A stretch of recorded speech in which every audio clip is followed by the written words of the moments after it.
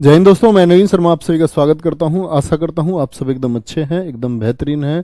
सभी प्यारे दोस्त एक बार बताएंगे आप सब कैसे हैं। सभी प्यारे दोस्त एक बार बताएंगे आप सब कैसे हैं। राम अनुज, बबलू प्रजापति, अर्पणा तिवारी, हिमांशी जुबेर, हिमांशु यादव, बिट्टू यादव, सोनी गुप्ता, अभिषेक कुमार, नवीन कुमार सिंह, आरती यादव। बहुत बढ़िया। तो बच्चे, आज की क्लास में हम शुरू कर रहे हैं। कल हम पीछे पढ़ चुके थे मराठा साम्राज्य, और मैंने बताया कि मराठा साम्राज्य हमने कंप्लीट नहीं पढ़ा है अभी। मराठा साम्राज्य में कंप्लीट मराठा साम्राज्य जब होगा जब आप अंग्रेजों को समझ जाओगे, और आंग्ल मराठा जब संघर्ष होगा तो आप जान पाओगे कि मराठों की अंत में स्थिति क्या थी, है ना। और तो उसके लिए हमको शुरू करना पड़ेगा एक नया अध्याय, और उस अध्याय का नाम है भारत में विदेशी शक्तियों का आगमन। विदेशी शक्ति से क्या अर्थ है? विदेशी शक्ति से मतलब है जो हमारी सरजमी से नहीं, दूसरी सरजमी से आए, दूसरे देशों से आए। किस लिए आए भैया ये? तो पहले तो इनके दो मोटिव हैं। दो मोटिव दोनों अपने दिमाग में लेकर के आओ। एक तो ये लोग आए व्यापार के लिए। किसके लिए? व्यापार के लिए। और दूसरा आए थे ये लोग ईसाइयत के प्रचार के लिए।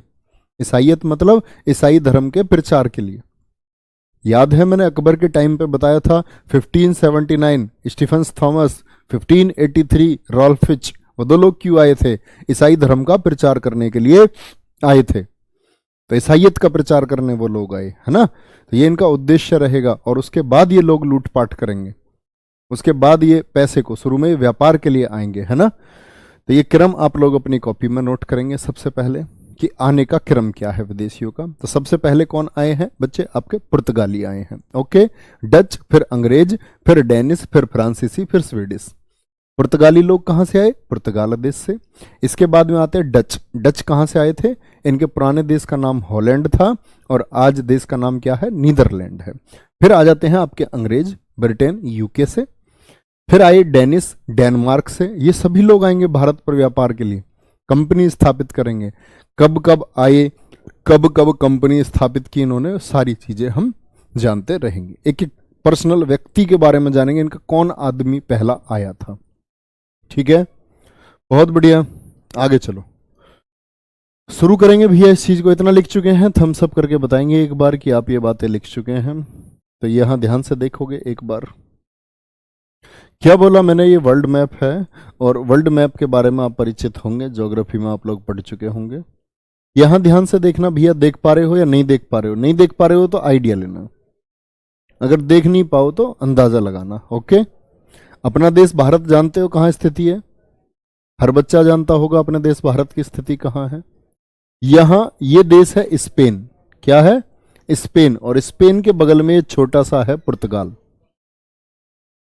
ये छोटा सा कौन है? ये पुर्तगाल है। ठीक है, ये क्या है? जो व्हाइट सर्कल मैंने किया है, और कोई सी और कलर से कर देते हैं, ये लो, ये है पुर्तगाल। ओके, तो पुर्तगाली लोग सबसे पहले आए हैं। क्या बोलोगे? सबसे पहले कौन आया? पुर्तगाली आए। तो पुर्तगाली एकदम से नहीं आ गए। तो ये जो समय है, ये जो समय था, एक मिनट, एक सेकंड रुकना बच्चे बस।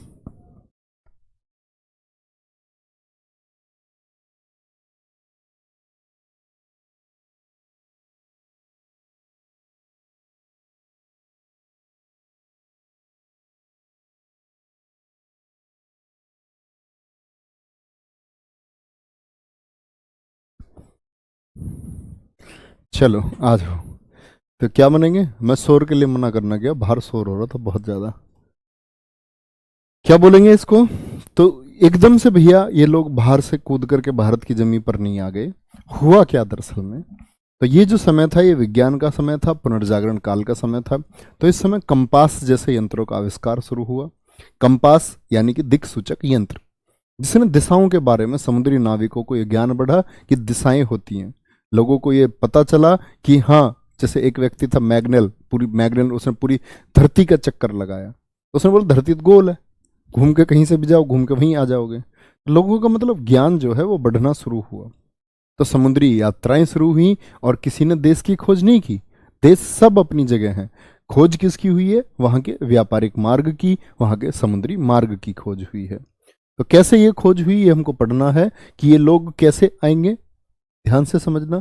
तो पुर्तगाल से चलेगा पहले बार्थोलोम्यू डियाज, और बार्थोलोम्यू डियाज आएगा आपका अफ्रीका में। कहाँ आएगा भैया? अफ्रीका में आएगा। ध्यान से देखना, कहाँ आएगा? अफ्रीका। ऐसे ही क्यों आया समझ गए होगे, समुद्री मार्ग से आया।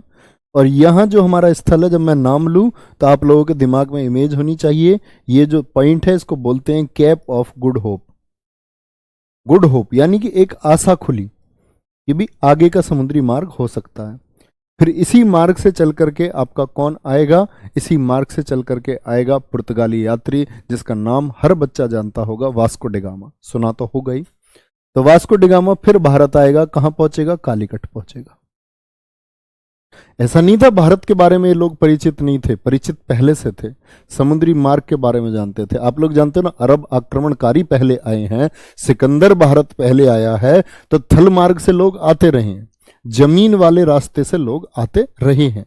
बात है समुद्री मार्ग की बात करेंगे, तो परिचित तो ये लोग थे पहले से इंडिया से, लेकिन इनको पता था अगर यहां से कुछ सामान लेके जाओगे जमीन के रास्ते तो बीच में इतना लंबा, तो ये लुटेरे लूट लेंगे ना। जानते थे भारत सोने की चिड़िया है, बड़े आक्रांता भारत में लूट करने के उद्देश्य से आते रहे। भारत को जितना लूटा गया किसी से, उतना लूटा भारत को। तो ये इसीलिए सेफ जोन ढूंढेंगे कि ऐसा जहां बहुत सारे देश ना पार करने पड़े, जहां ज्यादा लड़ाई झगड़ा नहीं करना पड़े। और उस समय भैया समुद्री शक्ति तो थी नहीं। मुगलों की सबसे बड़ी कमजोरी है कि बाहरी विदेशी शक्तियों ने काबू क्यों पा लिया इतने मुगल, इतने बड़े प्रशासन पर? क्योंकि उनकी नौसेना मजबूत नहीं थी, उन्होंने कभी ध्यान ही नहीं दिया था मुगलों ने नौसेना पर। चलो भाई सीखेंगे तो कैसे, थोड़ा बहुत ओवरव्यू हुआ होगा। तो सबसे पहले कौन आया भैया? सबसे पहले आए हैं पुर्तगाली, डच, अंग्रेज, डेनिश, फ्रांसीसी और स्वीडिश। सबसे पहले हम लोग शुरू करेंगे कहां से? पुर्तगालियों से। कहां से? पुर्तगालियों से शुरू करेंगे।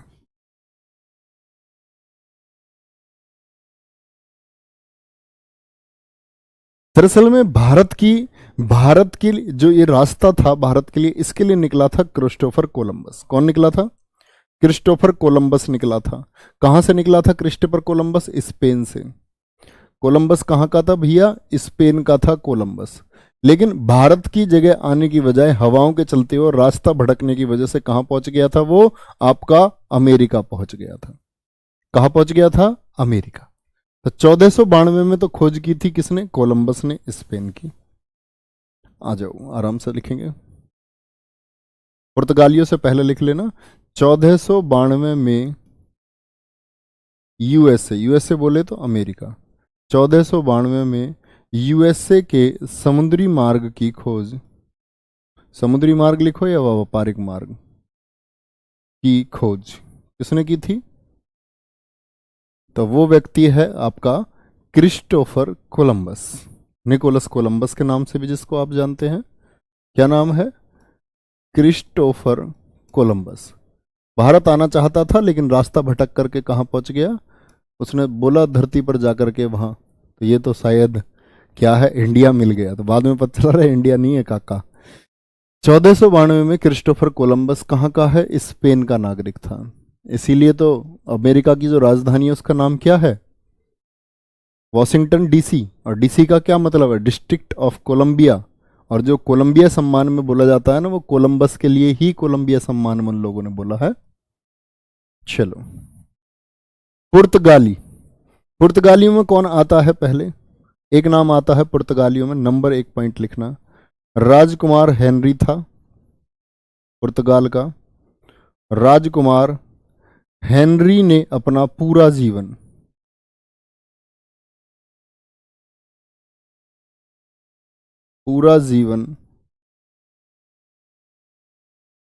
भारत की खोज के लिए समर्पित किया। पूरी जिंदगी लगा दी कि भारत के लिए जो मार्ग है, व्यापारिक मार्ग, उसको मुझे ढूंढना और किसी को भेजना, लेकिन सफल नहीं हो पाया था।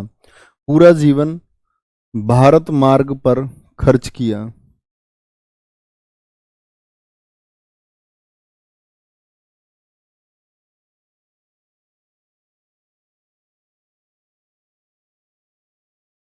ठीक है भैया। राजकुमार हेनरी के बाद में कौन आया? तब आता है 1487 में, 1487 में बार्थोलोम्यू डियाज, क्या नाम है व्यक्ति का? Bartholomew Diaz. 1487 बहुत इंपॉर्टेंट वर्ष है। 1487 में बार्थोलोम्यू डियाज जो यूरोप से ही था, कहां पहुंचता है? उत्तर मासा अंतरीप, क्या बोलते हैं इसको? उत्तर मासा अंतरीप। और इस उत्तर मासा अंतरीप को ही बोलते हैं कैप ऑफ गुड होप। अब आप समझ गए ना, कैप ऑफ गुड होप कहां बताया था मैंने आपको? बताओ कौन से महाद्वीप में था ये? तो भारत नहीं आ पाया है, कैप ऑफ गुड होप पहुंचा था। कहां पहुंचा था? कैप ऑफ गुड होप, दक्षिण अफ्रीका महाद्वीप का ये दक्षिणी स्थल। पुर्तगाल से चला और कहां पहुंचता है? दक्षिण अफ्रीका। तो कैप ऑफ गुड होप पूछे कि इसकी खोज किसने की है? किसकी खोज? उत्तर मासा अंतरीप वाले रास्ते की खोज। तो ये खोज किसने की? आपकी बार्थोलोम्यू डियाज ने की। किसने? बार्थोलोम्यू डियाज ने। और नोट कर लेना, ये साउथ अफ्रीका में है।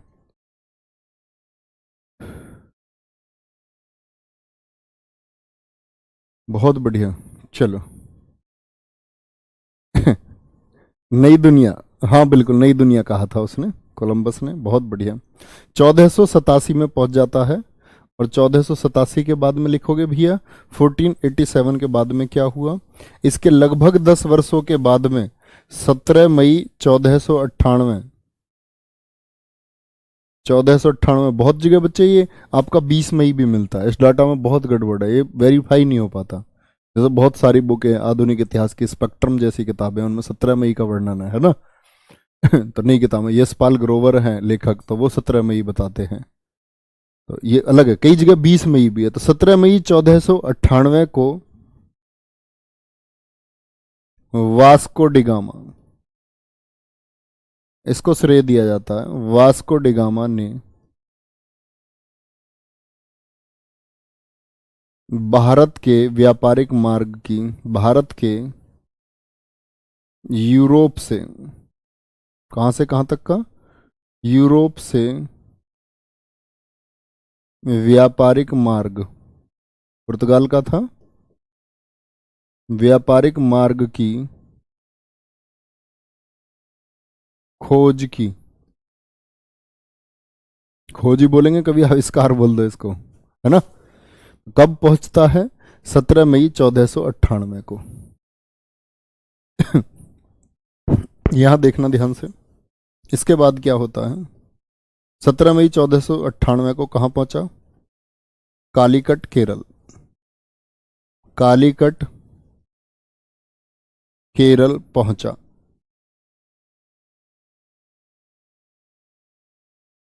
कालीकट केरल पहुंचा।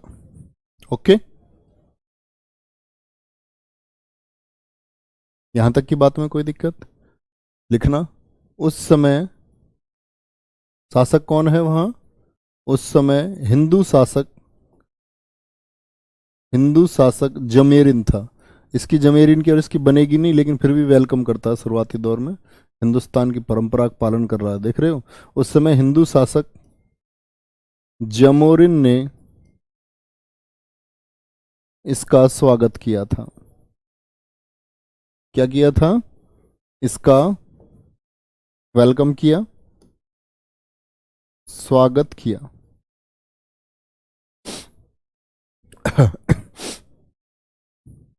यहां तक की बात में किसी भी बच्चे को कोई दिक्कत?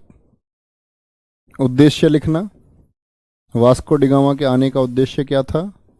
व्यापार और ईसाईयत का प्रचार, ईसाईयत का प्रचार, ईसाई धर्म का प्रचार करने आए थे। ठीक है, तो ये कौन है, किसने शुरुआत की है? तो वास्को डिगामा। कॉमन सी बात है, इस बात में कोई दिक्कत नहीं होनी चाहिए। वास्को डिगामा आता है और केरल कालीकट ही क्यों आया है, कहीं और क्यों नहीं गया है? क्योंकि बोलते हैं कि केरल जो है, आप सभी जानते हो, मसालों का बगीचा के नाम से जाना जाता है। केरल के मसाले बहुत पहले से प्रसिद्ध रहे हैं और भारत के इन मसालों की मांग दुनिया में बहुत थी, जिसमें से सबसे प्रमुख था काली मिर्च। बाकी और भी मसाले थे, कपड़े का व्यापार भी इन लोगों ने बाद में किया, बंगाल से ये लोग बांस का व्यापार भी इन लोगों ने किया, लेकिन सबसे ज़्यादा मांग थी भारतीय मसालों की। तो जितनी अपनी यात्रा में ये आया, यात्रा का जो खर्च था, उस खर्च से जो ये सामान लेकर के वापस में लेकर गया, तो उसमें कहते हैं कि भाई 60 गुना ज़्यादा कीमत वसूल हुई, यानी 1 रुपये खर्च और 60 रुपये की कमाई। ऐसे समझो पुर्तगाल में एक सनसनी पैदा हो गई कि हमें तो व्यापार कहाँ से करना चाहिए, भारत से करना चाहिए, और एकदम से फिर बेड़ा भेजा जाता है पूरा। तो यहां देखोगे ध्यान में, इसके बाद में क्या हुआ, यहां 1500 लिखना, इसके बाद में जब ये वापस गया, इसके बाद में मतलब वास्को डी गामा तो है ही है, जो पुर्तगाल का राजा है, हेनरी के बाद में पुर्तगाल के राजा ने, इसके बाद में पुर्तगाल के राजा ने पेड्रो अल्वारेज कैब्रेल, क्या नाम है, पेड्रो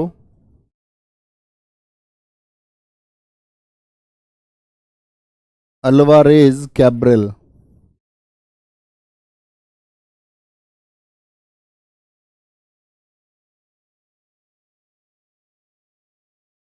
इसके बाद में पुर्तगाल के राजा ने पेड्रो अल्वारेज कैब्रेल, एक ही नाम है, एक कैब्रेल, पेड्रो कैब्रेल के नाम से जाना जाता है वैसे ज़्यादा। तो इन्होंने भेजा पेड्रो, क्या नाम है, पेड्रो कैब्रेल अल्वारेज को, और प्लस में किसको भेजा, बार्थोलोम्यो डियाज को, बार्थोलोम्यो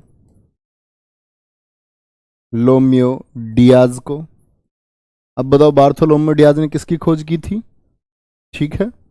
और इसके साथ में कहते हैं कि लगभग इन्होंने 60 जहाज़ों का एक बेड़ा, लगभग 1200 व्यक्ति भेजे कि भाई भारत से व्यापार करके लेके आओ। तो कौन आया था अगला दस्ता लेकर के भारत पुर्तगालियों की तरफ से, पेड्रो अल्वारेज कैब्रेल। और इस व्यक्ति को भूलना मत, बहुत महत्वपूर्ण है। यही व्यक्ति है जिसको हम ब्राजील के मार्ग का खोजी कहते हैं, जिसको ब्राजील का खोजी भी कहा जाता है। ब्राजील दक्षिण अमेरिका के मार्ग की खोज की थी, ठीक है भैया जी, इस बात को याद रखेंगे, ब्राजील के मार्ग का खोज करता। सर जी ये रिकॉर्डेड क्लास है क्या, हाँ जी भैया रिकॉर्डेड क्लास ही है, ठीक है, बहुत बढ़िया। वास्को डिगामा ईसाई था क्या सर, अभी बताया नहीं बच्चे, ईसाइयत का प्रचार करने आएंगे। और ईसाइयत का प्रचार कौन कर सकता है, कोई मुस्लिम व्यक्ति की ईसाइयत के प्रचार के लिए आएगा, आप एक बात सोचो, हैं, हो सकता है ऐसा, यार थोड़ा कॉमन सेंस लगाओ जब मैंने बताया। चलो यहां तक कोई दिक्कत भैया, आगे आ जाओ। एक बच्चा कह रहा जी उद्देश्य में आधा दे कर दो, ये लो भैया, ठीक है। बहुत बढ़िया, चलो हिंदी पढ़ाने कुछ फायदा तुम्हें है। चलो क्या बोलोगे, ब्राजील के मार्ग का खोजकर्ता बार्थोलोम्यो डियाज, बार्थोलोम्यो डियाज। इसके बाद में पुर्तगाल के राजा ने इसको क्या भेज दिया, तो यहां से ये व्यापार करके लेके गए। तो इन्होंने लगा कि भाई कंप्लीटली भारत ही चल रहे हैं ना, कंप्लीटली भारत ही चलते हैं, चल के भारत में अच्छा सा व्यापार करो, बार बार क्या आना जाना, उधर यूनिट बना लेते हैं अपनी और वहां से भेजते रहना सामान। तो पहली चीज तो ये याद रख लेना कि ये जो आपका वास्को डिगामा है, ये एक बार आया 1498 में, वापस चला गया। सेकंड टाइम आया था 1502 में, सेकंड टाइम आया था 1502 में, और फिर आया था 1524 के टाइम में, तीसरी बार, मतलब 1524 में इसकी मौत यही हो गई थी। तीसरी बार जब ये आया था तो याद रख लेना 1524 में निकल लिया था ये, 1524 में क्या हो गई थी, इसकी मृत्यु हो गई थी यही इंडिया में। ओके बहुत बढ़िया।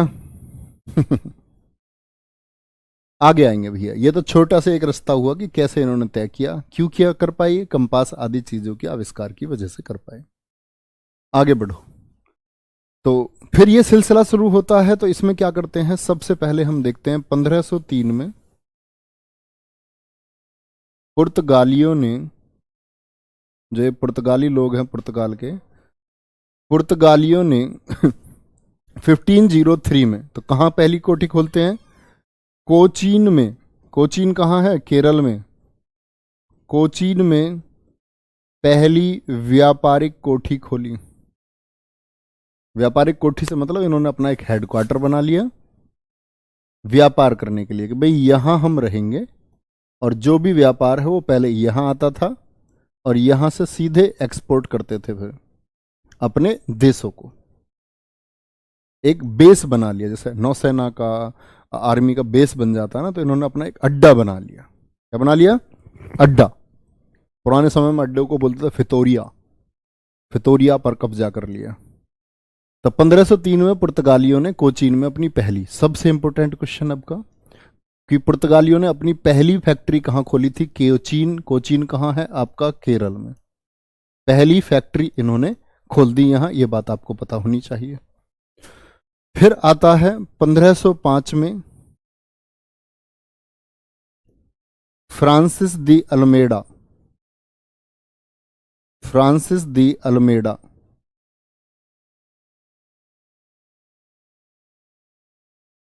पहला गवर्नर पुर्तगाली बनकर आया। पहला, जब इनका व्यापार बढ़ने लगा तो इन्होंने देखा ना प्रशासन चलाने के लिए कोई व्यक्ति चाहिए,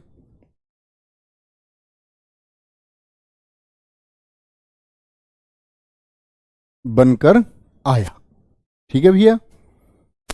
देखिए क्या नहीं बता रहा, कह रहा ग्रामीण परिवेश आप पढ़ाओ। पागल, बेवकूफ, पगलू। 1505 में फ्रांसिस दी अल्मेडा पहला पुर्तगाली गवर्नर। जब व्यापार बढ़ने लगा तो भैया फिर पॉलिसी बनाने के लिए, गवर्न करने के लिए कोई चाहिए, तो इन्होंने अपनी तरफ से किसको भेजा? पुर्तगालियों की तरफ से फ्रांसिस दी अल्मेडा को। और ये इंपॉर्टेंट, बहुत महत्वपूर्ण क्वेश्चन है, फ्रांसिस दी अल्मेडा कब, या पूछ लेगा पहला पुर्तगाली गवर्नर कौन बना? तो 1505 में बना। और कब से कब तक रहा ये? 1505 से लेकर के 9 तक रहा। 1505 से 9 तक रहा। क्या क्या काम है?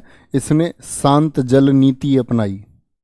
शांत जल नीति अपनाई।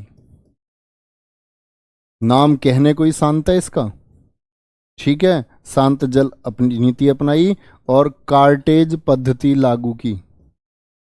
कार्टेज पद्धति लागू की। अब आप सोचेंगे जी शांत जल नीति क्या है?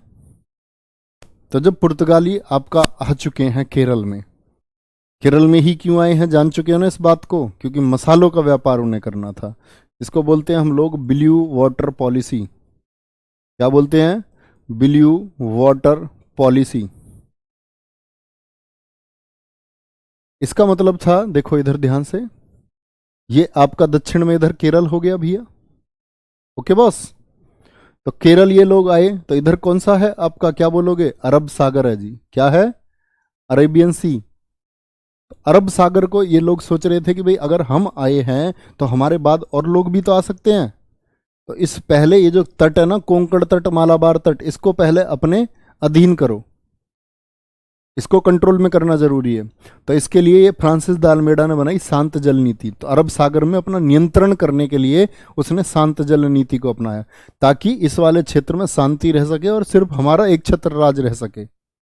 कार्टेज पद्धति क्या थी? ये लोग यहां थे, यहां आओगे, पुर्तगालियों का कंट्रोल हो चुका था इस टाइम पर, पुर्तगाली शक्ति बढ़ चुकी थी, इन्होंने बेस बना लिया था, सैनिक आ चुके थे इनके यहां। भारत में कोई नहीं था क्या दक्षिण में?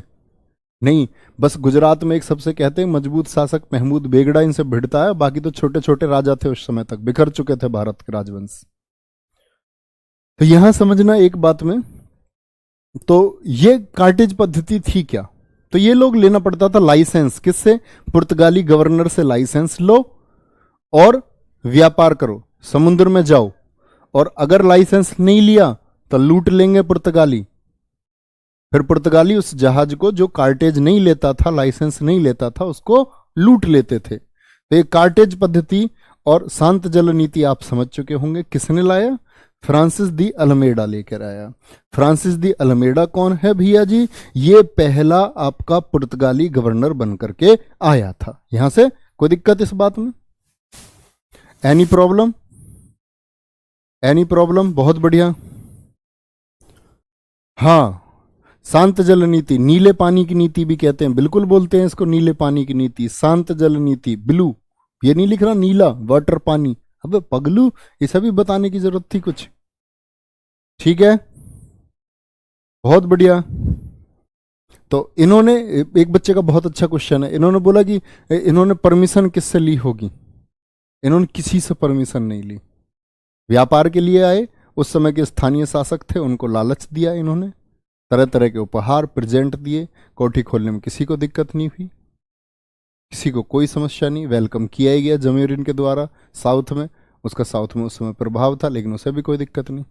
तो सीखोगे आप कैसे कैसे वार होंगे, इनके झगड़े होंगे, ऐसा नहीं है बिना झगड़े के काम बन जाएगा। फिर इसके बाद में सबसे इंपॉर्टेंट आता है दूसरी बात में, सेकंड कोठी। इनकी जो दूसरी कोठी, पहली कोठी कब खोल दी इन्होंने 1503 में, दूसरी कोठी इन्होंने कहा कन्नूर में। कन्नूर कहाँ, केरल। केरल को बड़ा ये टारगेट कर रहे हैं, क्योंकि भैया व्यापार करना था काली मिर्च का, क्या बोलोगे, काली मिर्च का व्यापार करना था। और कन्नूर में कोठी खोलने से पहले ही यहां विरोध किया था किसने, महमूद बेगड़ा ने। याद रखना, महमूद बेगड़ा, महमूद बेगड़ा था गुजरात का, इसने आवाज की थी, इसको इन्होंने हरा दिया। लिख लेना, महमूद बेगड़ा गुजरात को हराया था। बहुत बढ़िया, कोई दिक्कत नहीं, बहुत बढ़िया, बहुत शानदार। थम्स अप करके बताओ, सर जी आपके मुंह से अंग्रेजी अच्छी नहीं लगती। ऐसे ही हो जाता, हिंदी टीचर हो गया ना, अंग्रेजी बोलता ही नहीं हूं मैं, इसीलिए बोलता कहाँ हूं, इंग्लिश बोलो। देखा तुमने मुझे इंग्लिश बोलते हुए, मैं खुद बचता हूं। महमूद बेगड़ा गुजरात, उसके बाद में सेकंड कोठी कहाँ खोली इन्होंने, कन्नूर केरल में खोली। और इसके बाद में याद रख लेना 1509, 1509 तक है ना, 1509 से 1515 यहां आता है आपका अलबुर्क।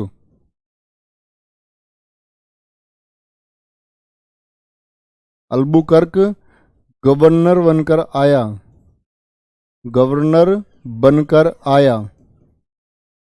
कहते हैं कि पुर्तगालियों की शक्ति का जो वास्तविक संस्थापक है, पुर्तगाली शक्ति को भारत में सबसे ज्यादा मजबूत किया, वो अल्बुकर्क ने किया। कैसे, क्योंकि इसने एक्सपेंशन करेगा ये क्षेत्रों का, बहुत सारे क्षेत्रों को जीत लेगा। एक तो चीज याद रख लेना, इसने जो ये ब्लू वाटर पॉलिसी थी इसको रद्द कर दिया, शांत जल नीति पॉलिसी को क्या कर दिया, खत्म कर दिया, बोला इसकी जरूरत ही नहीं है, हम अपना आप देख लेंगे। सबसे इंपॉर्टेंट क्वेश्चन पूछा जाता है पुर्तगाल से, पुर्तगाल में गोवा का कंट्रोल कब हुआ, तो इसी के समय 1510 में बीजापुर से, मैं आपको ये बता रहा हूं वास्तविक संस्थापक क्यों बोलते हैं इसको, बीजापुर से गोवा को छीन लिया था इसने, गोवा छीना 1510 में, 1510। और यही है फिर, और यहां एक इंपॉर्टेंट क्वेश्चन आएगा कि गोवा पुर्तगालियों की राजधानी कब बनी थी, ये बनेगी नीनो दी कुन्हा के टाइम पर। तो कब अधीन किया था इन्होंने गोवा को, बोलोगे एक बार, क्या बोलेंगे, 1510 में, किसके समय पर, अल्बुकर्क के समय पर। बहुत बढ़िया, देखो सिद्धार्थ शर्मा जी ने कितना अच्छा रिलेट किया है, वास्को डिगामा सिकंदर लोदी के समय आया था, बहुत शानदार मेरे शेर। 1489 से था ना 1517, बहुत गजब, इसको बोलते शानदार बच्चा, वेरी गुड, गजब गजब। ये हमने बात वहां भी की थी जब हम पढ़ रहे थे उसको। तो 1510 में बीजापुर से गोवा इसने छीन लिया। और यहां याद रख लेना 1529 Nuno da Cunha, Nuno da Cunha, Nuno da Cunha क्या बन करके आता है, गवर्नर बना था। इसके अलावा आपको गवर्नर के बारे में कुछ भी जानने की जरूरत नहीं है। यहां 1530 में गोवा राजधानी बनी पुर्तगालियों की, गोवा राजधानी बनाई, ठीक है। 1535 में दमन, दमन जो क्षेत्र है, दमन व दीव पर अधिकार। तुम्हें याद है कि भारत में सबसे बाद में कौन आजाद हुआ है, कौन सी जगह? पुर्तगालियों से ही आजाद हुई है ना। सबसे पहले और सबसे बाद में छोड़ी गई जगह है ये। ठीक है, बहुत बढ़िया। क्या बोलोगे? 1535 में दमन व दीव पर अधिकार कर लिया, 1530 में गोवा पर अधिकार कर लिया, और 1579, 1559, सॉरी सॉरी, दमन नहीं, दीव लिखना था मुझे, हाँ, दीव पर अधिकार कर लिया, इतना लिखना। दमन को तो क्योंकि इन्होंने बाद में घेरा था, दमन घेरा था इन्होंने 1559 में। 1559 में दमन क्षेत्र पर अधिकार किया। दमन क्षेत्र पर, दमन क्षेत्र पर अधिकार किया। कहाँ अधिकार किया भैया? दमन क्षेत्र पर अधिकार किया। बहुत बढ़िया। गोवा, गोवा गोवा गोवा, बहुत शानदार।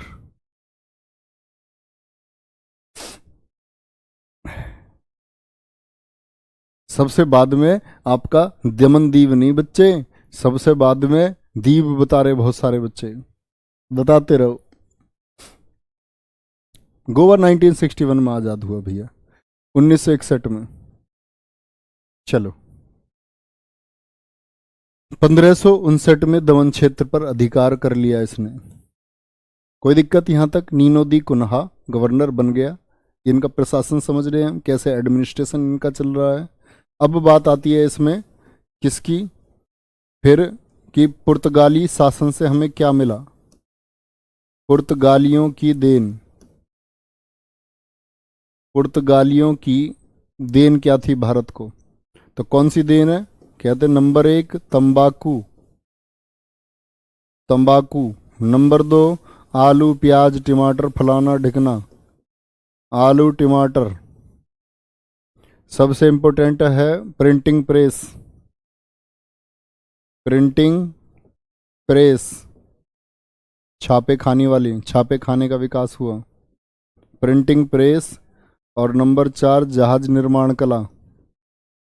जहाज निर्माण कला को सबसे अच्छे से जानते थे, पानी का जहाज। ठीक है भैया जी। तंबाकू की बात करते हैं, तंबाकू की।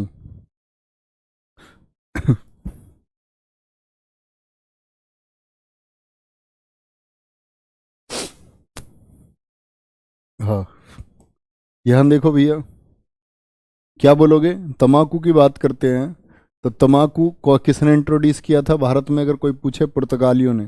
तंबाकू की खेती किसके समय शुरू हुई थी? तो बर्नेल एक व्यक्ति था, बर्नेल ने अकबर से तंबाकू की खेती शुरू कराई थी। तंबाकू की खेती ये बादशाह के दरबार में लेके गया था तंबाकू, और बादशाह को 2 चिलम पिया दी इसने तंबाकू की। बादशाह अपने चक्कर आ गए। बादशाह ने सोचा ये तो अद्भुत चीज़ है, तो खेती करो इसकी। अकबर से, बर्नेल ने अकबर से तंबाकू की खेती शुरू कराई थी, जिस पर रोक किसने लगा दी थी? जहांगीर ने खेती शुरू कराई। हो गया भैया। प्रिंटिंग प्रेस, जहाज निर्माण कला। फिर यही क्या होता है, बाद में पुर्तगालियों ने किससे शादी कर ली थी? अपनी राजकुमारी कैथरीन ब्रिगेंजा की।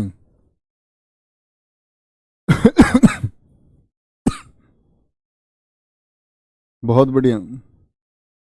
गुरुजी फलाना ढिकना भी लिख लूं? हाँ लिख लो, लिख लो। सर जी इतनी दूर आकर भी भारत को कंट्रोल कैसे कर लेते थे? बुद्धि, बुद्धि से होता राज, शक्ति से नहीं होता राज। शक्तिशाली तो हमारे यहाँ के राजा बहुत थे। क्या बोलोगे? पुर्तगालियों की देन। आगे आ जाओ भैया। नेक्स्ट 1661, 1661 में पुर्तगाली राजकुमारी, क्या नाम था? पुर्तगाली राजकुमारी कैथरीन। बहुत समय आगे ले गया तुमको मैं। कैथरीन, कैथरीन की शादी हुई थी ब्रिटिश राजकुमार चार्ल्स से। की शादी राजकुमार, अंग्रेज है ये, राजकुमार चार्ल्स से हुई। और इतना तगड़ा दहेज दिया गया कि जो बॉम्बई थी ना, बॉम्बे, उस समय तो बॉम्बे था, बॉम्बे था पुर्तगालियों के अधीन, और पुर्तगालियों के अधीन से बॉम्बे क्या कर दिया गया, दहेज में दे दिया गया। और यही वो व्यक्ति है, बॉम्बे दहेज में मिला, जो अंग्रेजी सूत्रपात का बहुत बड़ा कारण बना। बॉम्बे दहेज में मिला, और बाद में इसने मात्र 10 पाउंड में, 10 पाउंड में क्या कर दिया था, पूरी मुंबई को किसको सौंप देगा, ये ईस्ट इंडिया कंपनी को सौंप देता है, ईस्ट इंडिया कंपनी को सौंप देता है। बड़ा, जब आलू टमाटर की खेती से ये परिचित कर रहे हैं तो पहले कहाँ होता होगा, खुद ही सोच लो। तम्बाकू से इन लोगों ने परिचित किया तो पहले तो नहीं होता होगा ना। बहुत सही। तुम्हें ऐसा लगता होगा आलू को देख के, आलू तो हमारे साथ ही पैदा हुआ है, जब से मानव सभ्यता तब से आलू है भारत में, है? ऐसा नहीं है भैया। ठीक है, तो 1661 में पुर्तगाली राजकुमारी कैथरीन की शादी किससे हुई, राजकुमार चार्ल्स से हुई थी। यहां देखो 1659 में, मतलब इसी समय, इससे पहले 2 साल पहले की बात है, जो श्रीलंका था इन लोगों के पास में 1659 में, तो ये जो श्रीलंका था, श्रीलंका तो जानते हो ना, श्रीलंका को डचों ने छीन लिया था। मतलब डच भी आ चुके थे जी। हाँ जी। डच कहाँ से आए थे, अब कमेंट सेक्शन में बताओ एक बार, डच कहाँ से आए। बच्चों, इनके ढेर सारे नाम है कि यहाँ नेतृत्व कौन कर रहा था डचों का, श्रीलंका को कैसे छीना था, श्रीलंका को, उसको आपको कोई अर्थ ही नहीं है उसका। और वो इतनी विशाल और विस्तृत चीजें हैं कि आप उलझ के रह जाओगे एक बार तो, एक बार तो उलझ के रह जाओ। समझा तो दूंगा मैं आसान तरीके से, 3-4 क्लासेस लगेंगी उसमें, लेकिन उसका कोई अर्थ नहीं है आपके, ना तो सिलेबस में, ना जानने के लिए, ना इतिहास में, कोई अर्थ नहीं है उस चीज का। क्या बोलोगे, 1659 में श्रीलंका को डचों ने छीन लिया था, डचों ने छीन लिया, तो डच आगमन हो गया भारत में। अब डच कहां से आए थे भैया, डच कहां से आए थे, क्या बोलोगे, हॉलैंड से। दूसरे नंबर पर डच ही तो आए थे। और पहला डच यात्री कौन है, पहला डच यात्री कौन है, कार्नेलिस द हाउटमैन, कार्नेलिस द हाउटमैन, ये आया था 1596 में। कब आया था भैया, बहुत सही बच्चे। कागज का इतिहास क्या है, कागज बच्चे चीन से शुरू हुआ है, चीन से, पेड़ों की छाल से उसका आविष्कार किया गया कागज का। बताऊंगा मैं, नोट मुद्रा बताऊंगा ना, मैंने बोला ना मैं आपकी एक क्लास लूंगा सिक्कों की, क्यों घबराते हो। दहेज तो बच्चे मैंने बताया था, काशी दहेज में नहीं दिया गया था मगध साम्राज्य के टाइम पर। दहेज कोई आज से थोड़ी है, दहेज तो बहुत लंबे प्राचीन समय से है। रोहित गौड कह रहे हैं दहेज भी इनकी देन है, तो जी फिर तो नहीं, पहले से मिलता था, मिला नहीं था। याद तो करो, चंद्रगुप्त मौर्य को क्या दहेज नहीं मिला। तो पहला डच यात्री कार्नेलिस द हाउटमैन है, 1596, कब का, 1596 में आया था। चलो भाई, तो यहां डचों की बात करते हैं, तो डचों की 2 फैक्ट्री हैं। पहली फैक्ट्री कहाँ खोली डचों ने, और कब खोली, और दूसरी फैक्ट्री, दूसरी फैक्ट्री, पहली फैक्ट्री इन्होंने खोली 1605 में, और दूसरी अगले 5 साल बाद 1610 में। ये खोली मसूलीपट्टनम में, मसूलीपट्टनम, ठीक है। और दूसरी खोली कहाँ, पुलिकट, केरल में। मसूलीपट्टनम कहाँ है, आंध्र प्रदेश, आंध्र प्रदेश में, आंध्र प्रदेश में, बहुत बढ़िया।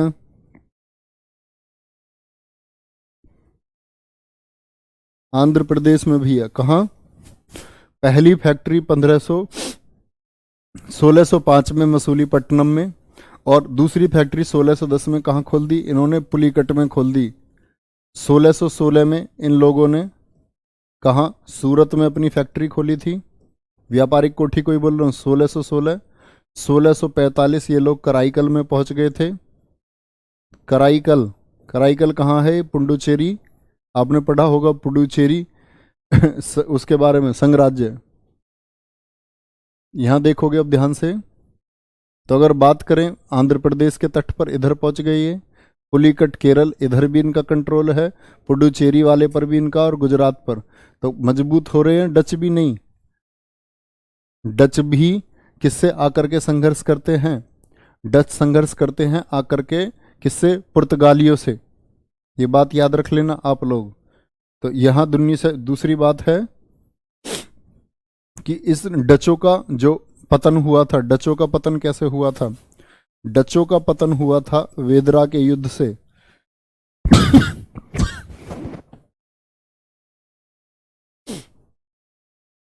डचों का पतन हुआ था वेदरा का युद्ध। वेदरा का युद्ध, बेदरा के युद्ध से हुआ था। कौन लड़ेगा बेदरा के युद्ध को?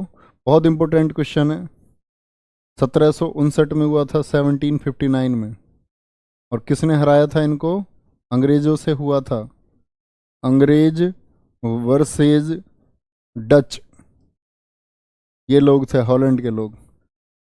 डचों ने तो शासन का खात्मा किया था। किसके का? डचों ने तो शासन का खात्मा किया था आपका। भाई पहले कौन आए? पुर्तगाली। तो पुर्तगालियों ने अच्छा खासा कंट्रोल किया, फिर उनको डचों ने हराया। डचों के बाद में कौन आया आपका? डचों के बाद में मेरे लाल कौन आता है? अंग्रेज आ जाएंगे। कौन आएंगे? अंग्रेज। और डचों का जो पतन हुआ वो बेदरा के युद्ध से हुआ। कहां से हुआ? वेदरा के युद्ध से हुआ है। कहां से हुआ है? वेदरा के युद्ध से। तो आशा करूंगा आप लोगों को इतनी बात समझ में आई है।